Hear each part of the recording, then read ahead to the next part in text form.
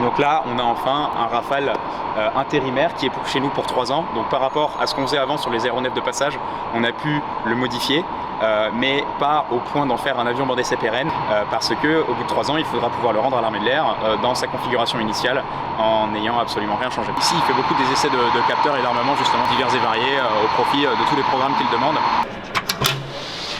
Donc là, nous avons l'installation du Rafale qui se situe dans la soute canon.